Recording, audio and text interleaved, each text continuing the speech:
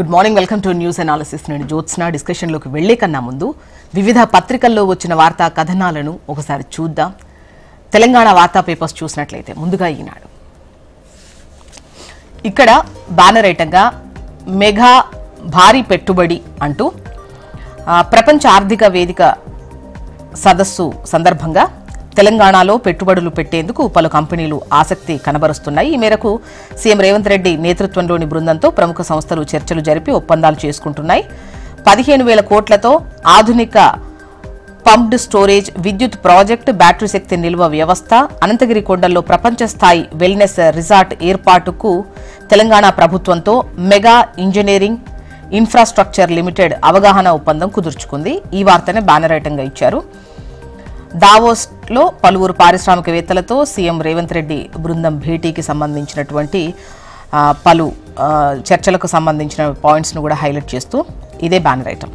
ఇక right side కనుక మీరు చూసినట్లయితే పారిస్ ఒప్పందం, WHOలకు రామ్, జన్మతహా వచ్చే పౌరసత్వం రద్దు, ప్రమాణ స్వీకారమైన వెంటనే ట్రంప్ ఆదేశాల వెల్లువ, క్యాపిటల్ హిల్పై దాడి దోషులకు క్షమాభిక్ష, ప్రభుత్వ ఉద్యోగులకు ఇంటి నుంచి పని ఉండదిక, కొత్త నియమాలకు బ్రేక్, వీసా దరఖాస్తుల పరిశీలన మరింత కట్టుదిట్టం, బైడెన్ ఇచ్చిన 78 ఆదేశాలు రద్దు. హైదరాబాద్లో ఐటీ సోదాల కలకలం, టీజేఎఫ్డీసీ చైర్మన్ దిల్రాజు సంస్థల్లో సోదాలు, మైత్రి మూవీ మేకర్స్ నిర్వాహకుల ఇళ్లలోనూ తనిఖీలు జరిగాయి. నెక్స్ట్ ఆంధ్రజ్యోతి. ఇక్కడ టాప్లో ఛత్తీస్ ఒడిశా సరిహద్దుల్లో మావోయిస్టుల కాల్చివేత అంటూ వార్తనిస్తూ 16 మంది మావోయిస్టుల కాల్చివేత, మృతులు 27 అని కూడా ప్రచారం అయితే జరుగుతోంది. వీరిలో కేంద్ర కమిటీ సభ్యుడు చలపతి, ఈయన స్వస్థలం ఏపీలోని చిత్తూరు జిల్లా. చంద్రబాబుపై అలిపిరి దాడిలో సూత్రధారి ఈయన.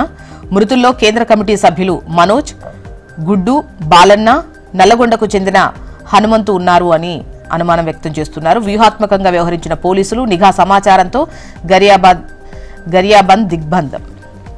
దండకారణ్యంలో ఎర్రకోటకు బీటలు, 20 ఏళ్ల ఆధిపత్యానికి చెక్, ఎన్కౌంటర్లతో దళాలు కకలావికలం, 650 క్యాంపులతో బలగాల నిఘా, ఆపరేషన్ కగార్తో పైచేయి.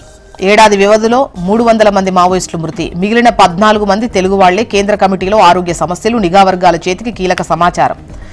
బ్యానర్ ఐటం విషయానికి వద్దాం. అమెరికాలో జన్మతహా పౌరసత్వంపై వేటు, అమెరికాలోని లక్షలాది భారతీయుల ఆశలపై నీళ్లు, అధ్యక్ష బాధ్యతలు చేపట్టిన తొలి రోజే Trump సంచలనాలు.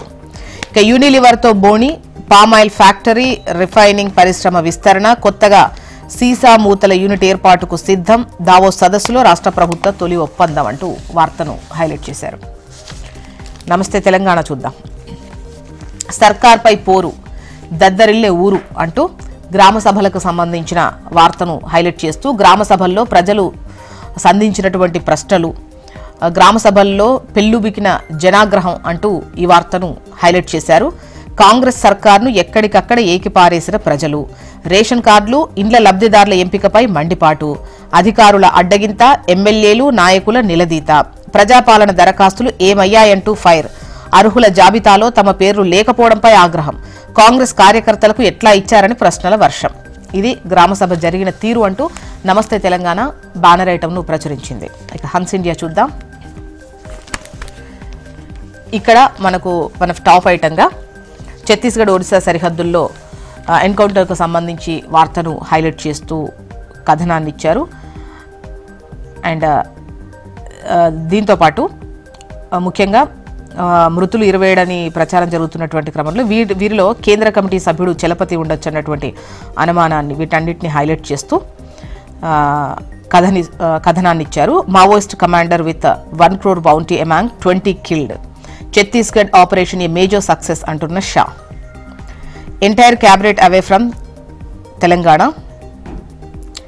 And the next news, Unilever to set up palm oil unit in Kamareddy. And the next news, hopeful Trump will work to end war, Zelensky. Trump moves to end birthright citizenship. Can he do it? అంటూ ఈ వార్తను highlight చేసింది Hans India. AP వార్తా విశేషాల్లోకి వెళ్దాం. AP వార్తా విశేషాలు ముందుగా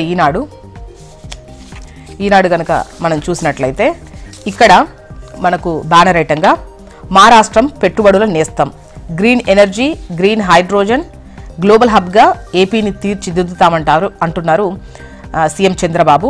పునరుత్పాదక రంగంలో పెట్టుబడులకు రాష్ట్రం అనుకూలం. దావోస్లో సిఐఏ సమావేశంలో సీఎం చంద్రబాబు ప్రస్తావించినటువంటి విషయాన్ని, ఇచ్చిన హామీని ఇక్కడ హైలైట్ చేస్తూ కథనాన్ని ఇచ్చారు. ఇక ప్యారిస్ ఒప్పందం, డబ్ల్యూహెచ్ఓలకు రామ్, క్యాపిటల్ హిల్పై దాడి దోషులకు క్షమాభిక్ష, ప్రభుత్వ ఉద్యోగులకు ఇంటి నుంచి పని రద్దు. ఛత్తీస్గఢ్ ఒడిశా సరిహద్దుల్లో భారీ ఎన్కౌంటర్, మావోయిస్టు అగ్రనేత చలపతి మృతి, ఇరు వర్గాల మధ్య భీకర కాల్పులు. నెక్స్ట్ ఆంధ్రజ్యోతి. ఇక్కడ పైన టాప్లో దండకారణ్యంలో కాల్పుల మోత, మావోయిస్టు పార్టీకి భారీ ఎదురు దెబ్బ అంటూ ఈ వార్తను హైలైట్ చేశారు. 16 మంది నక్సల్స్ కాల్చివేత.